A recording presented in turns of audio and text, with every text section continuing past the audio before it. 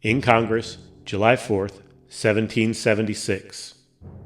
The unanimous declaration of the 13 United States of America.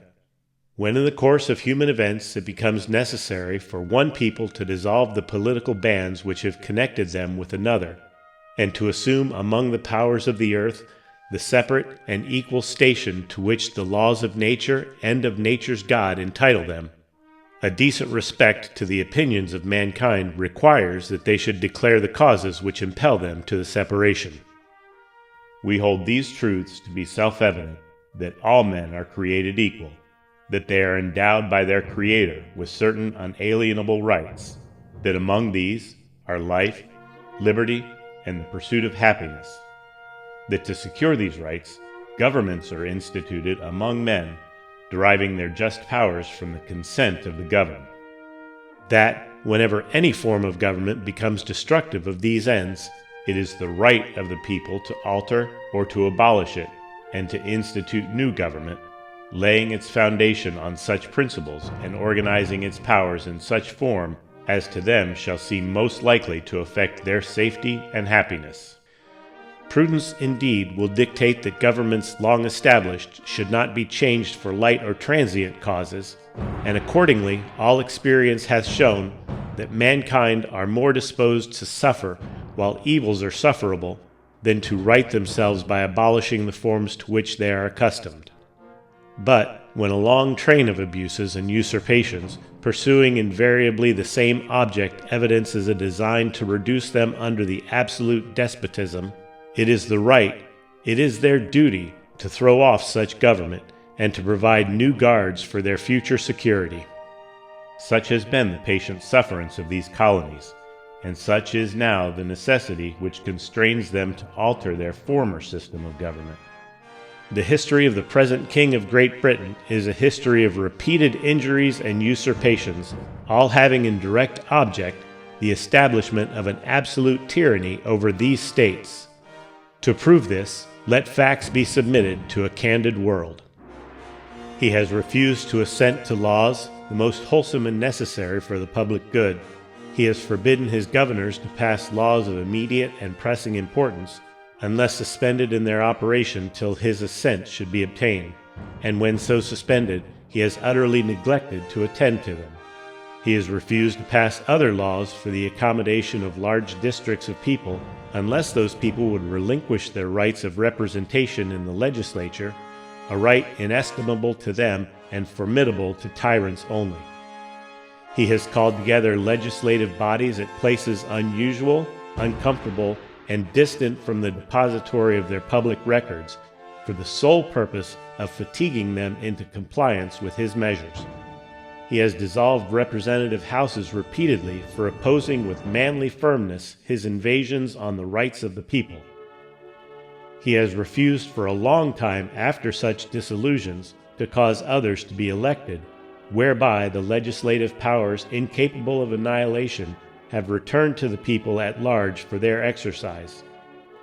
the state remaining in the meantime exposed to all the dangers of invasion from without and convulsions from within. He has endeavored to prevent the population of these states, for that purpose obstructing the laws for naturalization of foreigners, refusing to pass others to encourage their migration hither, and raising the conditions of new appropriations of lands. He has obstructed the administration of justice by refusing his assent to laws for establishing judiciary powers. He has made judges dependent on his will alone for the tenure of their offices and the amount and payment of their salaries. He has erected a multitude of new offices and sent hither swarms of officers to harass our people and eat out their substance. He has kept among us, in times of peace, standing armies without the consent of our legislatures. He has affected to render the military independent of and superior to the civil power. He has combined with others to subject us to a jurisdiction foreign to our Constitution and unacknowledged by our laws, giving his assent to their acts of pretended legislation. For quartering large bodies of armed troops among us, for protecting them by mock trial from punishment for any murder which they should commit on the inhabitants of these states, for cutting off our trade with all parts of the world, for imposing taxes on us without our consent, for depriving us in many cases of the benefits of trial by jury, for transporting us beyond seas to be tried for pretended offenses, for abolishing the free system of English laws in a neighboring province, establishing therein an arbitrary government, and enlarging its boundaries so as to render it at once an example and fit instrument for introducing the same absolute rule into these colonies, for taking away our charters, abolishing our most valuable laws, and altering fundamentally the forms of our government,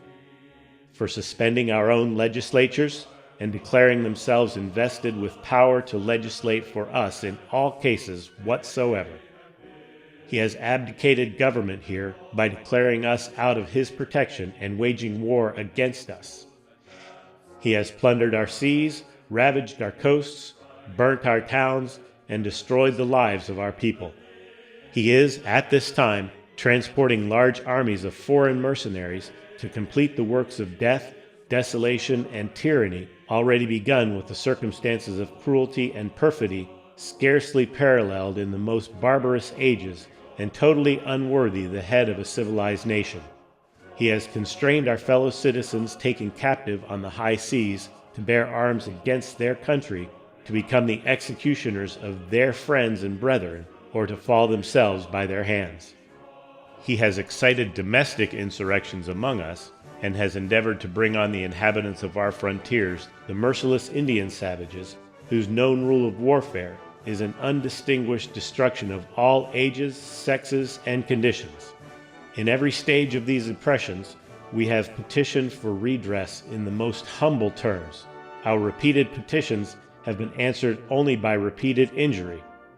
A prince whose character is thus marked by every act which may define a tyrant is unfit to be the ruler of a free people. Nor have we been wanting in attentions to our British brethren. We have warned them from time to time of attempts by their legislature to extend an unwarrantable jurisdiction over us. We have reminded them of the circumstances of our emigration and settlement here. We have appealed to their native justice and magnanimity, and we have conjured them by the ties of our common kindred to disavow these usurpations, which would inevitably interrupt our connections and correspondence. They too have been deaf to the voice of justice and of consanguinity. We must, therefore, acquiesce in the necessity which denounces our separation, and hold them, as we hold the rest of mankind, enemies in war, in peace, friends.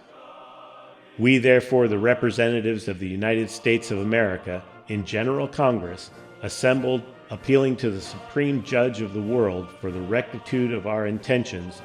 do in the name and by authority of the good people of these colonies, solemnly publish and declare that these united colonies are, and of right ought to be, free and independent states, that they are absolved from all allegiance to the British Crown,